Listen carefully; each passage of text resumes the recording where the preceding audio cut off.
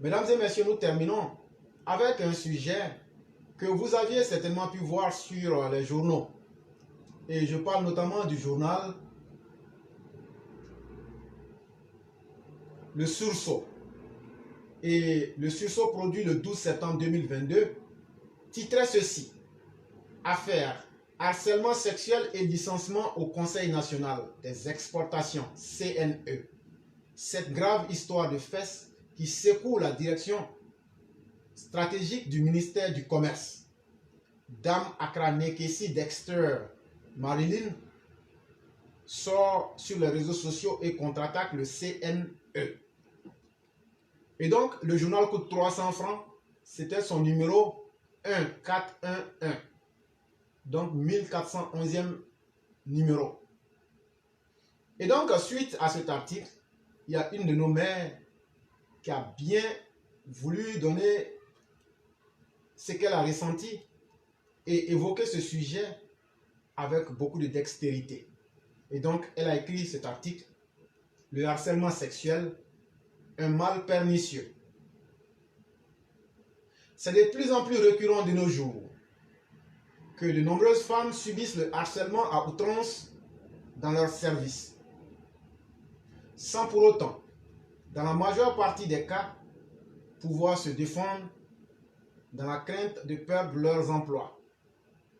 Ainsi donc, sans défense, elles sont obligées de livrer leur corps comme monnaie d'échange pour sauvegarder un emploi rare sous nos tropiques, avec parfois des personnes dégoûtantes, répugnantes, face à qui elles doivent se déshabiller et se laisser faire.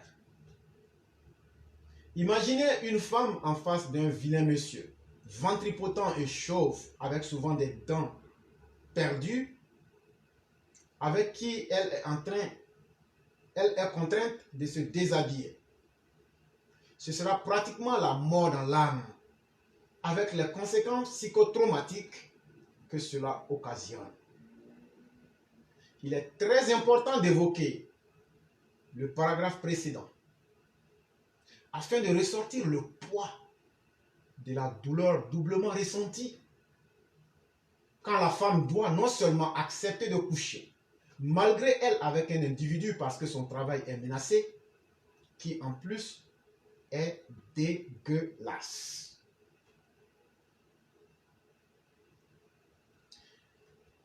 Ce qui ne dit pas qu'il y a du plaisir à subir un harcèlement, le mot lui-même ramenant à quelque chose de détestable que l'on est forcé d'accepter, sous la pression et les menaces.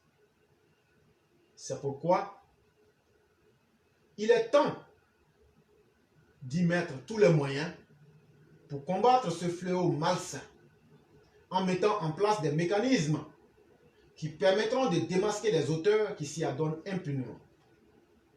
Par ailleurs, le harcèlement sexuel en grand caractère est comparable, je dirais même pire que la corruption, car très souvent, ce sont des personnes qui ne méritent pas les places occupées, à ne rien produire, qui sont les plus concernées, et même les complices, dans certains cas, de ces névrosés de l'affectivité, qui abusent de leurs responsabilités pour se livrer à cette pratique ignoble, qui est en fait une forme de prostitution et de viol déguisé, car s'exerçant contre la volonté des concernés, avec pour autre conséquence la baisse de la productivité et donc de l'efficacité des services concernés.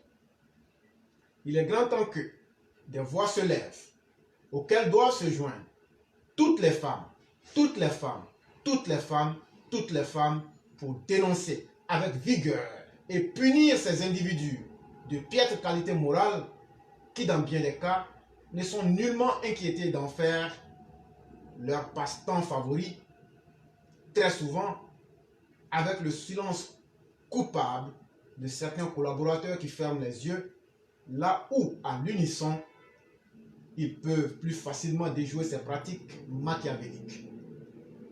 Aux personnes victimes d'harcèlement en grand caractère, Mettez-vous à l'esprit que la seule chose qui peut vous délivrer des griffes de ces obsédés, c'est de tout faire pour accumuler par tous les moyens possibles, enregistrement, photos, SMS de façon subtile, des preuves irréfutables, quitte à ruser avec ces derniers, puis avec ces éléments, aller porter plainte au tribunal du travail d'Abidjan, car les seules choses qui peuvent vous donner raison sont des preuves irréfutables. Toujours dans la quête de combattre cette pratique nauséabonde, une autre idée géniale sera d'instaurer une journée dédiée aux personnes victimes d'harcèlement sexuel afin d'ancrer la lutte dans la conscience collective. C'est un article de Sarah Demandé, très bel article, Charmaine, merci. Et ce phénomène est tellement malsain et tellement dégradant que nous disons, et surtout, il faut que les victimes puissent surpasser le mal et le drame pour essayer de combattre. Parce qu'un homme, comme la définition du mot humain le dit, humain, ça signifie celui qui sait évaluer ou qui a la capacité d'évaluer. Si vous n'évaluez pas le mal qui vous est fait, sachez que votre fille subira ce même mal, votre arrière-petite-fille subira le même mal, ainsi de suite. Cassons la chaîne, brisons la chaîne du silence et osons pour mettre fin à ce cycle. Combien de nos filles ne se font pas harceler par les professeurs dans les lycées?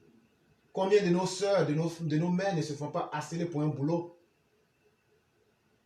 Et donc, c'est une responsabilité collective. Il faut qu'on se réveille tous. Allô? Allô? Oui, bonjour, chère mère. Oui, bonjour, cher fils. Oui. Comment allez-vous? Je vais très bien, vous-même? Merci, ça va très bien. Merci beaucoup. Dieu Bonsoir merci. à toute la classe. Clara, on va faire vite comme vous l'avez indiqué. En fait, juste dire ma colère par rapport à cet article-là concernant le harcèlement sexuel. Vous savez, finalement, c'est un article qui sort aujourd'hui au grand jour. Mais sinon, cette pratique éclaireur, c'est commun, c'est répandu, c'est même presque normalisé. Et vous voyez dans les services, voilà, c'est la contrepartie quoi, pour avoir du travail aujourd'hui avec les femmes, enfin pour les femmes. Et ça, je ne sais pas si au niveau du Parlement, il y a du travail qui puisse être fait. Mais maintenant, nous, de notre côté, on va essayer de bombarder la chose autant que possible et rendre vraiment ces personnes-là assez monstrueuses quand même pour qu'elles arrêtent. Parce que c'est de gros monstres qui sont là, vilains comme ils sont, sales comme ils sont, indignes comme ignobles comme ils sont. Mais voilà, éclaireurs, voici ce qu'ils font subir aux femmes comme nous pour du travail. Et quel travail en plus pour être payé pour bien à la fin du mois? Non, arrêtez. Vous êtes des monstres, de gros monstres. Imaginez-vous votre enfant en train d'être voilà, dans cette situation-là, votre enfant, vous, qui soumettez les femmes à ces exercices, imaginez vos enfants, vos filles, sous d'autres hommes comme ça. Arrêtez quand même, soyez un peu humains. Ça ne marche pas comme ça. Soyez un peu plus responsable que ça. Et le travail là même lequel vous harcelez ces femmes, vous n'avez pas créé que je sache. Encore faudrait-il que ce soit votre compagnie. Vous ne savez même pas comment créer une entreprise. Vous êtes aussi salarié que l'autre. Et c'est vous qui soumettez les femmes à ces difficultés. Quand même. Non, mais franchement, c'est un bon départ qui vient d'être lancé. Nous n'allons pas vous lâcher de la chose dans une basket. Et vous verrez. Et je vais m'arrêter là, parce que c'est pas, franchement, je laisse la parole à d'autres personnes. Merci beaucoup, chère mère. Et ce que vous dites, je comprends totalement. Et c'est complètement inacceptable. Et il faut qu'on essaye de mettre ça dans nos programmes. Si on peut trouver autant de personnes pour en parler de façon constante et critiquer, et même souvent même des victimes, puisqu'on ne voit personne. Mais sortez, venez parler. Et souvent même avec des preuves à l'appui pour qu'on puisse contraindre ces personnes. Parce que se plaindre est une chose, mais prendre des actions concrètes encore en est une autre. il faudrait qu'on mette fin. Parce que moi-même, je suis là, quand je vois que ce sujet, ça me met hors de moi-même. Je vous assure. Mais j'aurais voulu prendre un et l'écorcher vivant. J'aurais voulu avoir un malfaiteur du genre et qu'on lui enlève la peau. Et là, comme ça allait pouvoir me donner quelque chose. Mais quand les gens sont là, ils font du mal et puis les victimes même sont là, elles, ceci, j'ai fait ça. Mais de toute façon, tu es déjà détruite. Vraiment. Et donc, il faut détruire ces malfaiteurs, ces saletés de la vie. Et malheureusement, tant que les victimes et nous-mêmes ne prendrions pas vraiment la posture qu'il faut, ces malheureuses personnes vont continuer à harceler. Mais Excellence, c'est Et ce n'est difficile, pas hein. bon. Je vous assure qu'elles doivent choisir entre le boulot qui est payé, je ne sais pour combien, et puis ce mal-là qu'elles doivent subir. Ben- Éclairons, c'est dur, c'est l'enfer. Oui, mais il faut pouvoir tôt ou tard sortir un jour de l'enfer. Ah, Parce que c'est ça oui. aussi. C'est un Ouais. choix qui est très, très difficile, mais il faut pouvoir, de toutes les façons, il faut pouvoir faire un choix. Parce que quand on t'impose quelque chose de tes capacités, c'est comme si tu étais déjà en enfer. Ouais. C'est aussi ça. Éclairons, si vous permettez rapidement, je vais aussi prendre un peu me prononcer un peu sur le sujet d'accès au logement pour tout ce que M. Soundiata avait évoqué hier. Oui. Est-ce que je peux? Oui, s'il vous vous pouvez. Ah voilà, Oui. je crois qu'il avait, M. Soundiata avait, c'était quand même assez prononcé sur les normes qui sont peut-être les 2 chambres salon, les 3 chambres salon et autres qui ne sont pas dans les normes et puis tout ça. Donc, à cela, je dis quoi? Que le ministère lui-même de la construction et du plan et de l'urbanisme, je crois quand même, à mon sens, que ce ministère-là, quand même, ne suit pas lui-même des normes. Parce que c'est le ministère qui, selon moi, devrait pouvoir imposer les normes de construction. C'est-à-dire, voyez-vous, l'architecture même prenons seulement la ville d'Abidjan, ça n'a rien de précis en fait. Rien de précis. On ne peut pas déterminer à Abidjan quel tel quartier ou telle zone ou tel secteur, voici le type de maison qu'on y trouve. Et voilà, quand on voit les serait même des façades même des maisons, je crois que même ça, il y a problème. On ne peut pas avoir une vitrine d'Abidjan dans cet état-là. Il y a la plupart des bâtiments en Côte d'Ivoire aujourd'hui, précisément à Abidjan, ont leur peinture on va dire, d'origine et c'est tout. Toutes les façades sont méconnaissables. Vraiment pas terrible du tout. Et ça se voit, mais personne ne fait rien, personne ne dit rien. Il va falloir quand même que ce ministère impose des normes de construction, effectivement aussi. J'en profite pour leur demander d'imposer aux propriétaires de mettre une couche de peinture au moins tous les 5 ans pour embellir les façades. Ce respect-là, quand même, qu'ils nous le doivent. Sinon, c'est pas possible, quoi. Il faut que les choses changent. Que chacun se mette au travail et puis accordez-nous quand même, montrez-nous quand même un peu de sérieux dans ce que vous faites. Bonne soirée et bonne émission à tous. Merci beaucoup, cher maire. Et au-delà même du ministère, comme vous l'avez dit, qui devrait faire son travail, les concernés doivent se dire qu'un homme, quand tu vis dans un environnement, tu es le reflet de ton environnement. C'est parce qu'à l'intérieur de nous-mêmes, on n'est pas correct, on n'est pas stable, on n'est pas beau à l'intérieur de nous-mêmes, qu'on a des environnements qu'on voit à l'extérieur comme ça. Parce que tout ce qui est à l'intérieur ressort finalement.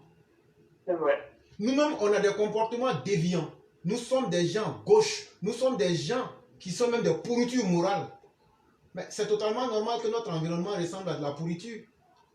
Sinon, est-ce que c'est difficile que là où des êtres humains décident de vivre ensemble, on décide des conditions minimales, d'un minimum d'esthétique? Mais tu vas à Cocody, on te dit voilà des gens qui sont qui ont un standing de vie, mais tu retrouves tantôt des baraques ici. C'est pas bon. Non, c'est moche, hein. C'est pas bon. Moche. Et malheureusement, demain, quand on va dire bon, il y a des maladies et autres, les gens ne peuvent même pas comprendre que souvent l'environnement, le désordre environnemental peut être même source de maladies. Et tout ça, je parle aussi à nous-mêmes, les différentes populations. Si nous-mêmes n'avons pas l'intention d'améliorer notre cadre de vie, le gouvernement aussi ne va pas aussi trouver cela utile. C'est à nous de démontrer la nécessité aussi pour que ces gouvernants aussi puissent s'y mettre davantage. Par exemple, regardez la ville d'Abidjan aujourd'hui. En cette saison pluvieuse, il y a plein de moustiques partout. Est-ce que le gouvernement d'Alassane Ouattara ne peut pas démoustifier la ville en prenant des hélicos pour pomper toute la ville? Mais on nous dit non, il y a opération de démoustication ici. On prend 3 messieurs là et ils deviennent caniveaux. C'est de la comédie. Mais c'est parce que les gens même ne se respectent pas. Sinon, il faut rappeler à Alassane Ouattara qu'au temps d'Oufoué, c'est-à-dire 30 ans de cela, là, on prenait avion pour démoustiquer nos villes. Mais puisque nous-mêmes, on s'est dit qu'on est pire que des moustiques et que notre environnement, ça ne nous dit rien, ben, ce n'est pas l'autorité qui va mettre le plein pour cela. Quand on nous parle de la typhoïde et autres, avec les mouches et autres, on peut pulvériser les villes. Et ça, si la population faisait les demandes et les soumettait et montrait l'envie, le gouvernement, ça ne coûte pas quelque chose à la population, surtout qu'elle sauve la vie de ceux qui sont les contribuables. Et donc, il faut que nous-mêmes, on s'implique en montrant qu'on est sérieux envers nous-mêmes aussi. Je crois que cela va aider davantage. Et surtout, par rapport au premier sujet, chère mère, dans la vie, comme disait, je crois que c'était Victor Hugo, ceux qui luttent sont ceux qui vivent. S'il faut vivre d'un bonheur qui te conduit à l'enfer, et s'il faut rentrer dans un enfer pour se retrouver au paradis, moi je préfère entrer en enfer pour me retrouver au paradis que d'entrer dans un enfer qui sera éternel. Ouais. Le travail qu'elles ont là, avant ce travail-là, tu vivais. Quand tu as de la qualité, ta qualité va toujours exceller. Ça aussi, il ne faut pas avoir peur. C'est vrai, je suis très conscient du fait que tu vas perdre ton boulot. Mais quand tu es une femme, que tu as ta dignité, qui n'aime pas, si on met une femme ou met un homme, je prends un thème trivial, une femme djandjou met un homme djandjou, et puis on dit, bon voilà, il faut aller marier, qui va accepter? Que ce soit garçon ou femme. Donc c'est pour vous dire qu'au-delà, quelqu'un qui peut vous imposer le harcèlement et abuser de vous, c'est quelqu'un qui va sortir pour vous montrer que vous n'êtes rien. Parce qu'il ne va pas arrêter son crime du fait qu'il vous a abusé. Il va vous utiliser comme un objet. Et il le dira à tout le monde. Et tout le monde vous verra ainsi. Et donc, mieux vaut perdre son boulot que de perdre sa dignité. Mais si vous avez vos qualités en vous, vous trouverez quelque chose. Et ce n'est pas moi qui le dis. La nature même a ses règles. Si vous cherchez de l'aide, vous aurez de l'aide. Si vous êtes correct, la nature s'impose à vous. Et ça, je vous donne un exemple. Il y avait 3 ou 4 personnes qui étaient dans une situation de difficulté et chacun était obligé maintenant, après tout leur stratagème, ils n'ont pas pu se sauver. Et maintenant, la seule opportunité, chacun s'est regardé à l'intérieur de lui-même pour dire, mais Dieu, il y a un qui a dit, Dieu, mais moi, à cause de toi, je n'ai jamais commis de rapports sexuels hors circuit normal. Et donc, sauve-moi à cause de cela. Et Dieu a sauvé cette personne. Il y a un autre, lui il est venu dire, Dieu, j'ai toujours été obéissant à mes parents. Sauve-moi si cela n'est pas la vérité. Dieu l'a sauvé. Mais l'autre qui ne trouvait rien à dire, lui il est resté là-bas. Un être humain, tant que toi-même tu n'es pas capable de te défier avec quelque chose. Dieu, quand on parle avec Dieu là, c'est pas comme si on s'arrête pour dire Dieu viens ici. Non, non, non. C'est pour dire Dieu, je t'ai respecté. Aujourd'hui, je te demande de me respecter. Je t'ai toujours respecté en fonction de ça. Voilà les efforts que j'ai faits. Montre-moi que ce que j'ai cru, ce que j'ai fait là, ce n'est pas du faux. Montre-moi ton existence. Si un être humain peut jurer avec quelque chose qu'il a posé en action positive, Dieu lui vient forcément en aide. Et donc, quand on dit que quand tu as besoin d'aide, tu l'auras, si tu maintiens ta dignité en tant qu'une femme, en tant qu'un homme, en tant qu'un être humain, et tu dis à Dieu, si c'est à cause de toi que j'ai maintenu ma dignité, tu trouveras ton pain et peut-être mieux, souvent même mieux que ce que tu as perdu. Et ça, il faut que nos mères le tiennent. On ne peut pas utiliser ces petits sentiments-là de peur pour justifier l'injustifiable. À un moment, il faut que ça cesse. Ce sujet-là, ça me fait sortir de moi-même, sincèrement. Tellement j'ai envie de voir. C'est-à-dire que moi-même, j'aurais voulu même qu'on écrase ces personnes-là. Oui. Sincèrement, parce que parler même est peu là-dedans. Mais si on ne trouve pas de victimes courageuses, si on ne trouve pas de personnes qui veulent aider, et si on ne trouve pas de personnes qui veulent qu'on les aide, vous voyez que ça fait encore plus mal. Ça fait très Et donc, nous sommes ouverts à aider. C'est ce qu'on peut dire.